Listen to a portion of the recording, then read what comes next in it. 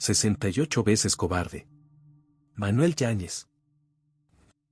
Que 16 taures lleven mi ataúd, 6 guapas chicas me canten una canción. Llevadme al valle y cubríme de terrones. Tocad suavemente el tambor y muy bajo el esta marcha fúnebre me acompañe. Y poned unas rocas sobre mí. Sepulcro. Sol era una bola de fuego, agobiante y omnipresente. Los dedos largos, finos y ultrasensibles de Wild Bill Hickok alcanzaron la cantimplora.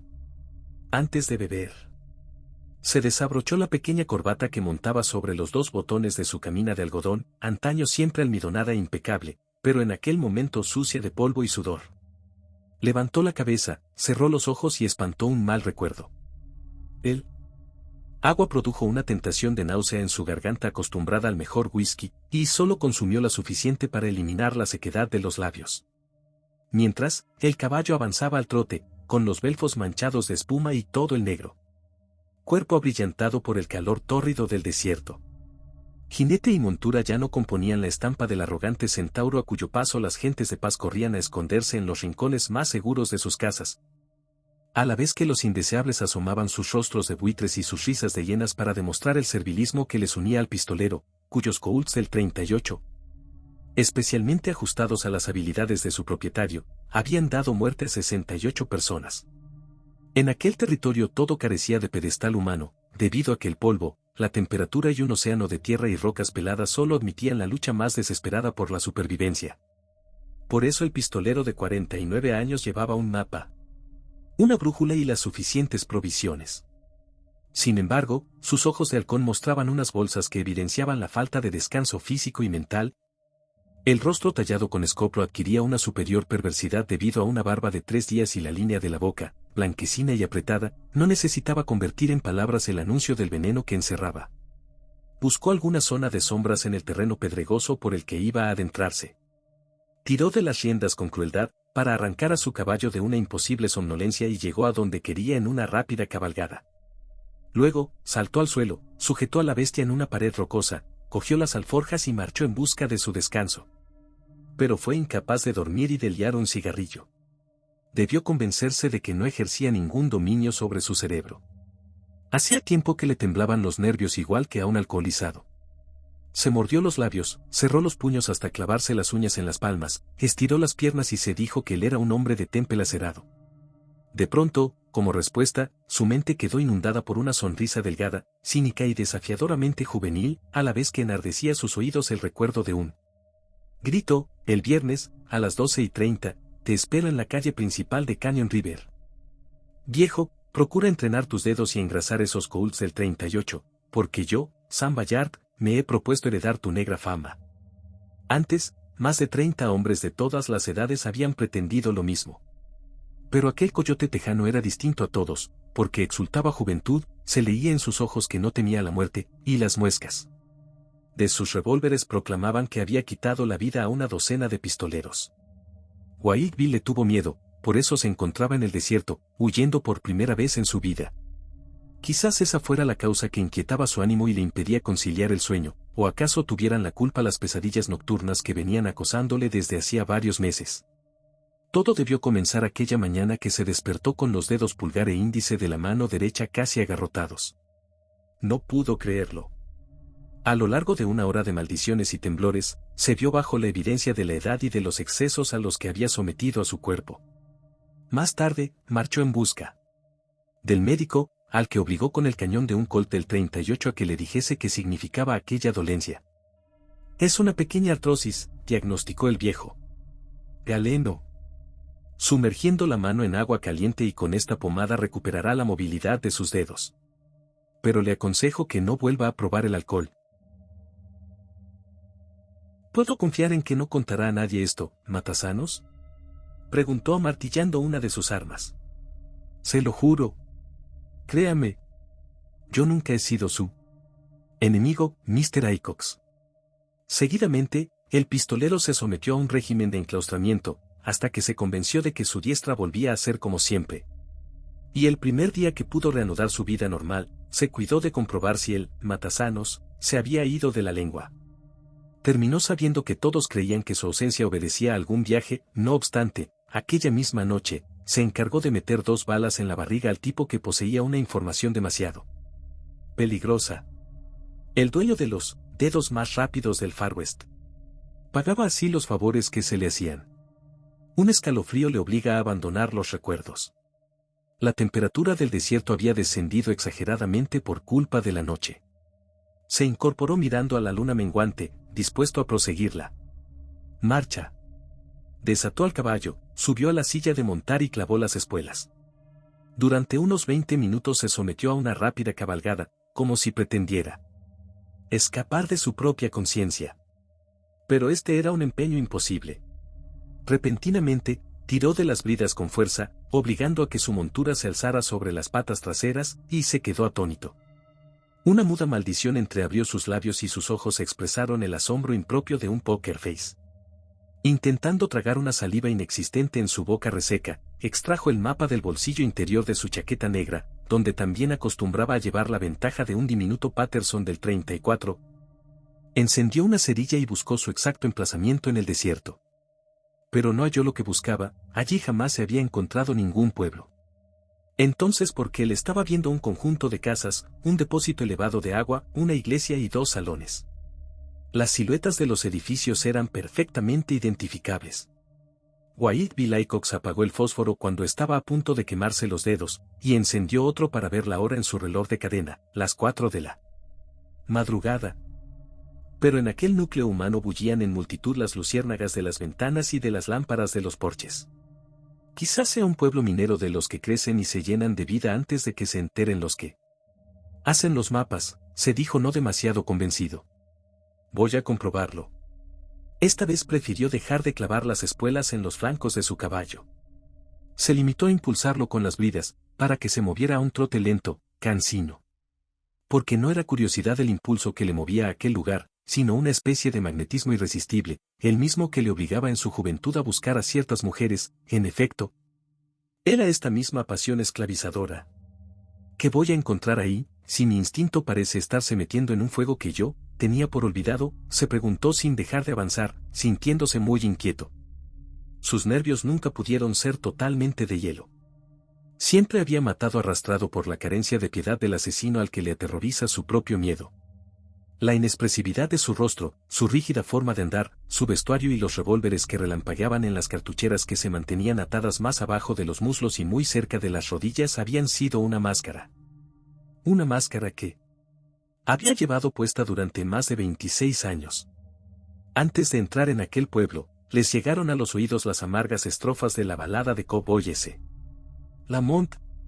Que 16 taúres lleven mi ataúd, 6 guapas chicas me canten una canción. Llevadme al valle, cubríme de terrones, 1, tocad suavemente el tambor y muy bajo el pífano que esta marcha fúnebre me acompañe, y poned unas rocas sobre mi sepulcro. Wyatt B. Laycox se sintió singularmente aludido.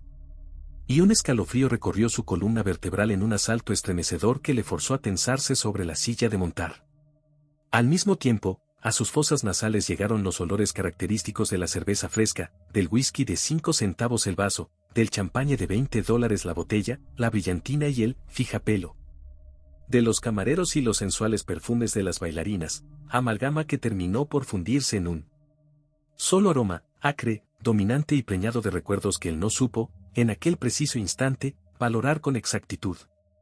Inmerso en este cúmulo de sensaciones, fueron sus ojos los que empezaron a captar figuras de personajes que le resultaban conocidos, a pesar de que no consiguiera saber dónde los había visto. Por último, resultaron tantos que le invadió la idea de que la presencia de todos aquellos conocidos, que maldita casualidad los ha reunido aquí, y como ninguno de ellos me resultan un extraño, obedecía a una decisión que él debía respetar. Durante unos segundos pensó en escapar de aquel pueblo, pero ni siquiera detuvo la marcha de su caballo. Repentinamente, en una aparición más reveladora que una lámpara de petróleo al ser encendida en una habitación a oscuras, se encontró frente a Mavis Blick, la reina de Dodge City, que se exhibía tan lozana, desafiadora y hermosa como en 1872. Si hacía 10 años que él mismo la había estrangulado con sus propias manos. Ya no había ninguna duda, aquel pueblo, que no estaba señalado en el mapa, pertenecía a los muertos. Porque eran muertos los hombres y las mujeres que le contemplaban desde los porches. Y a todos él mismo los había arrebatado la vida. Sí, allí estaban Sandy, el croupier de faro en el Arpercelún de Dodge City, Russell, el jefe de estación de Avalon, Horace, el propietario del Whyte Hotel de Missouri Flats, Hayley, la rolliza pianista del Comstock Saloon de Virginia City, y todos los demás, hasta totalizar 68 cadáveres. Jamás había llevado la contabilidad de las personas que había asesinado, pero supo que ninguno de ellos. Faltaba aquella cita macabra, incomprensible. Entonces sí que descarnó los flancos de su caballo con las espuelas, a la vez, desenfundó uno de los Colts del 38. Y comenzó a disparar contra la fila de los que habían sido espectadores de su entrada en aquel maldito pueblo. Su demencial pretensión era volver a matar a los que ya debían estar bien muertos.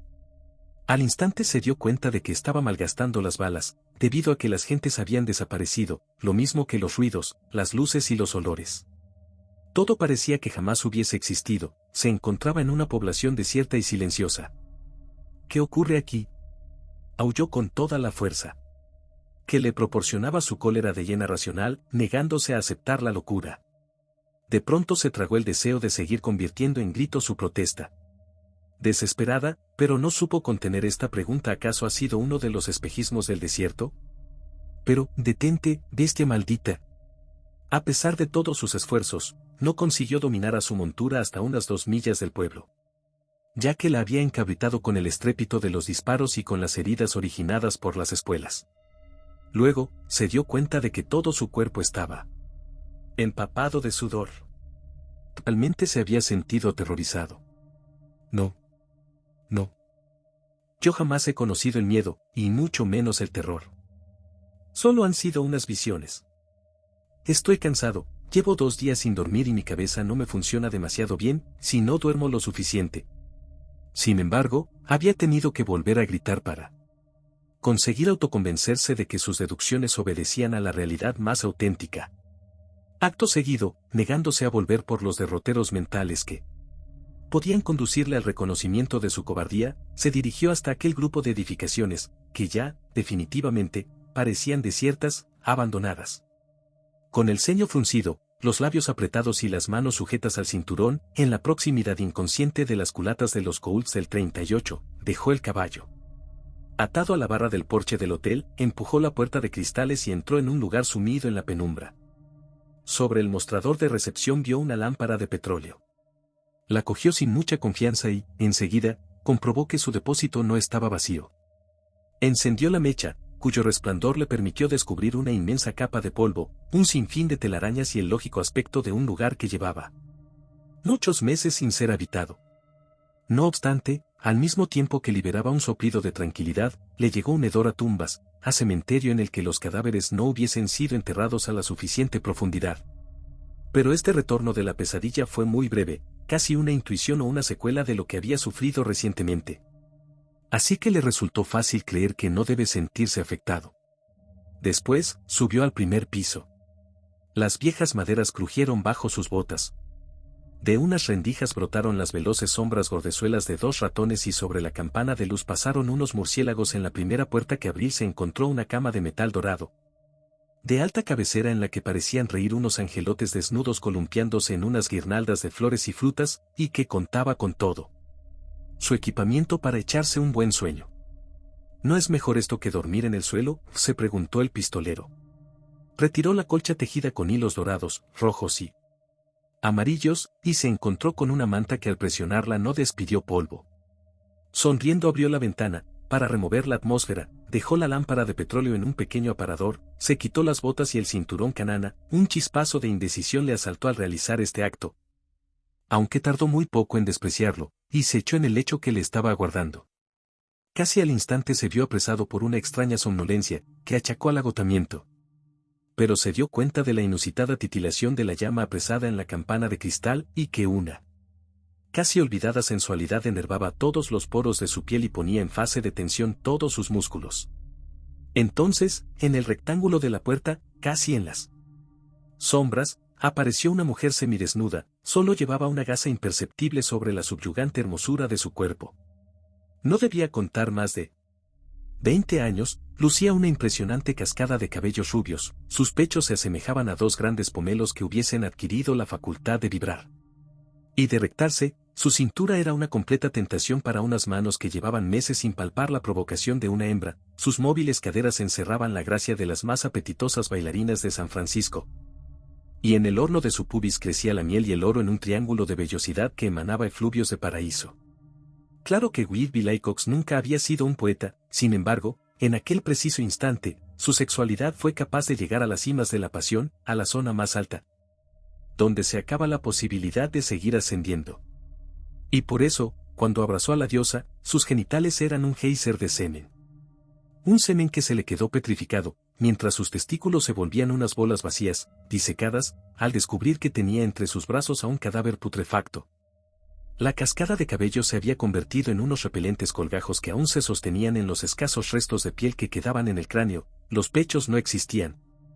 Aunque sí ocupaban su lugar unas protuberancias aguzanadas, la cintura solo se hallaba formada por una carne podrida, devorada por la infección purulenta, y las caderas ya nada más que eran los huesos completamente descarnados, pero el pubis se conservaba intacto, como queriendo demostrar que se resistía a la gangrena, porque había sido la única herramienta de trabajo de la que fue, en vida, Rosa O'Leary, o la Rosa de Tepique. El pistolero intentó librarse de aquella carga macabra. El terror le enloquecía.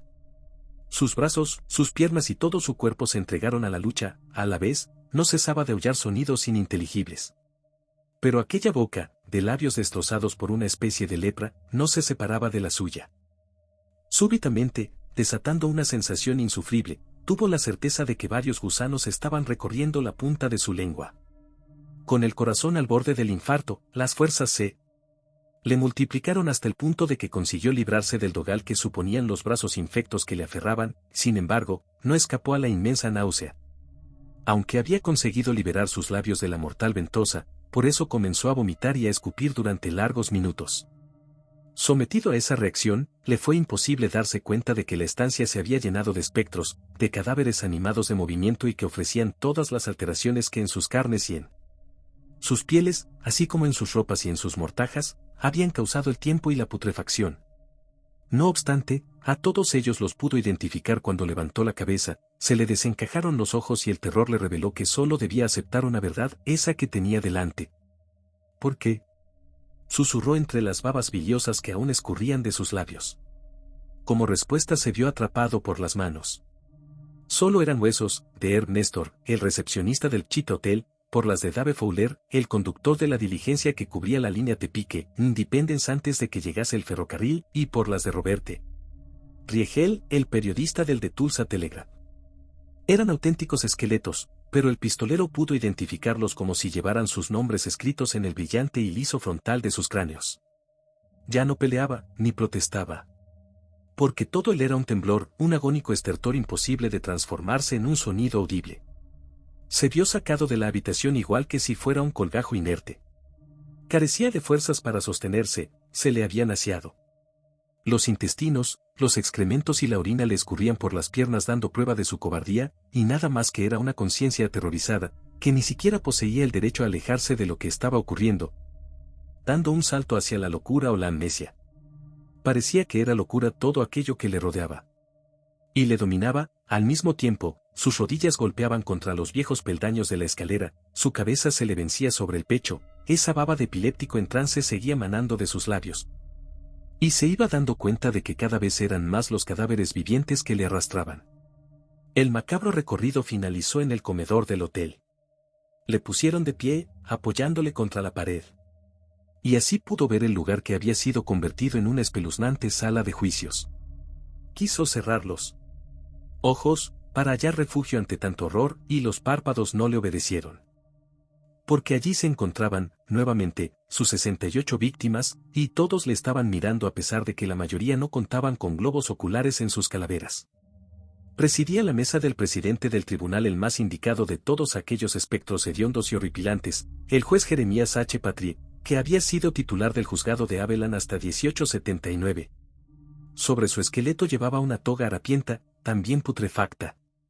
No necesitó golpear el martillo de metal para solicitar silencio, porque allí el único sonido que se escuchaba era el que provenía de los labios temblorosos del reo. Un estertor prolongado de renuncia y el castañeteo de sus dientes. Es innecesario que les informe a todos ustedes sobre el motivo de nuestra presencia en este juicio.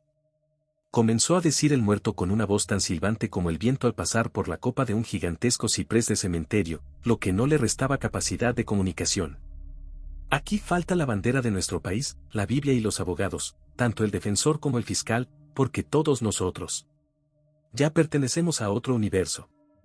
Pero como nos ha devuelto con los vivos el mismo deseo de venganza, hemos de obtener provecho de este molesto quebrantamiento del descanso eterno.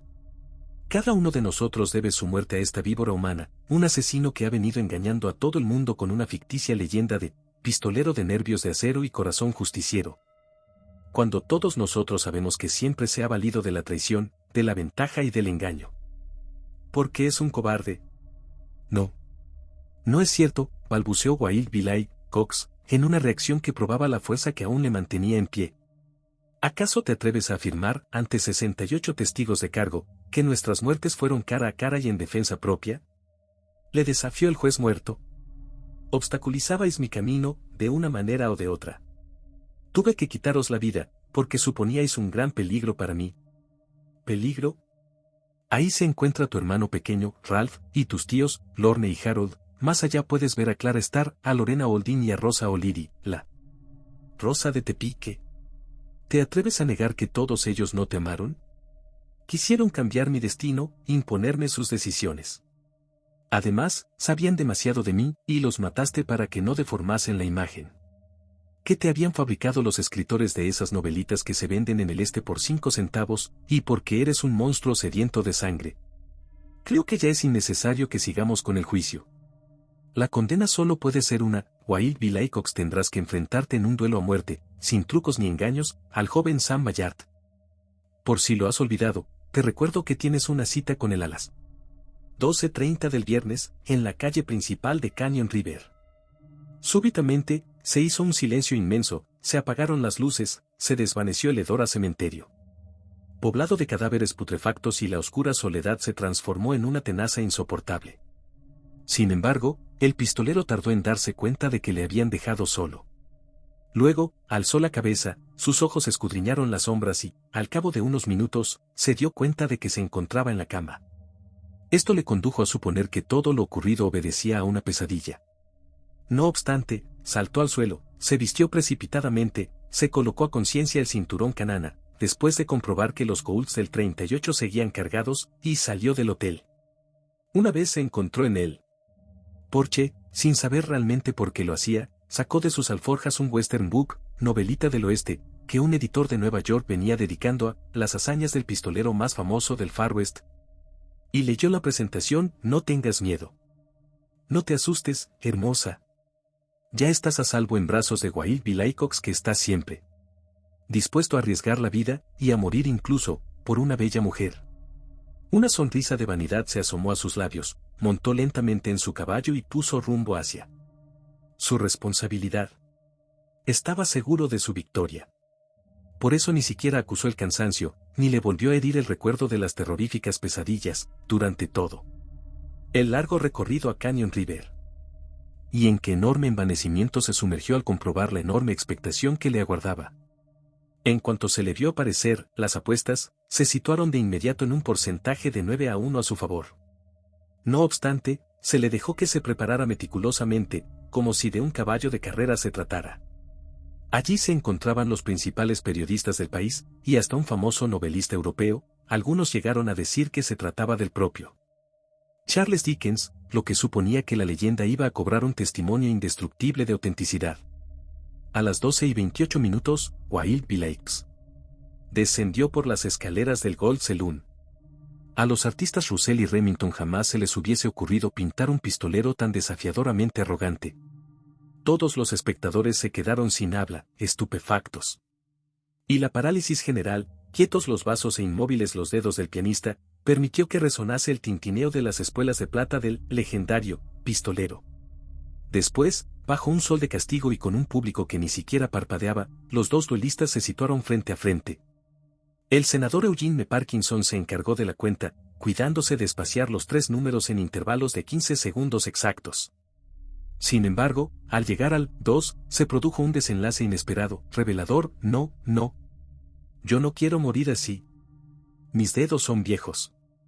Jamás conseguiré desenfundar a tiempo, suplicó Wild Bill Aycox, arrodillándose en la ciénaga de su cobardía. Un terremoto no hubiese causado mayor estampida humana. La fuga fue general, como si todos los presentes acabasen de descubrir que habían sido cómplices de una gran farsa. Y hasta el joven pistolero Sam Ballard abandonó la calle. Solo los niños y los muchachos se quedaron allí, burlándose del viejo cagón. Humillado y destruido, el asesino buscó un caballo, cualquiera, y se dispuso a escapar de aquel maldito pueblo. Pero, a los pocos metros, se enfrentó a las armas de sus víctimas. Los tejados, las ventanas, los porches y el suelo polvoriento se hallaban cubiertos de negros cañones de rifles y revólveres.